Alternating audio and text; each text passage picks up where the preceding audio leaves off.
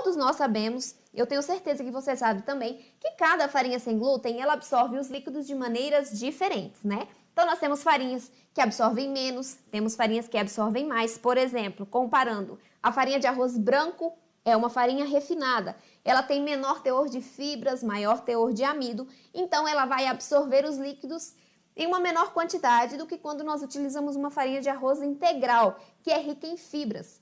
Então, ela é uma farinha mais seca, então ela vai reter mais umidade.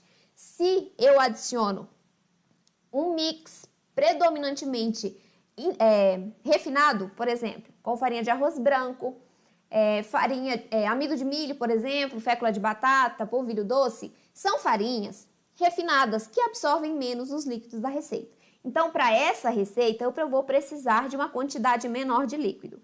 Já se eu utilizo um mix predominantemente integral, utilizando, por exemplo, farinha de arroz integral, farinha de trigo sarraceno, farinha de grão de bico, que absorve também uma grande quantidade de água, farinha de aveia.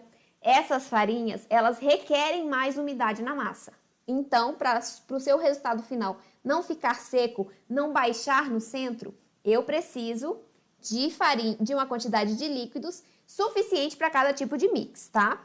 Se eu adiciono a mesma quantidade de líquidos que eu utilizei para o mix integral, em uma massa que eu utilizei um mix refinado, eu vou ter um desbalanço, um desequilíbrio entre as quantidades dos ingredientes. Então, eu vou ter uma massa mais líquida. Consequentemente, eu vou ter menos estrutura, porque o excesso de líquido afeta o correto desenvolvimento da massa e eu tenho muita água para pouca farinha. O que vai acontecer? Se eu tenho muita água para a capacidade das farinhas absorverem, vai sobrar líquido. Isso vai desestruturar o meu bolo e ele vai baixar no centro, tá? Então, ele pode solar, ele pode ficar com aquele aspecto cru, porque tem muito líquido na minha receita.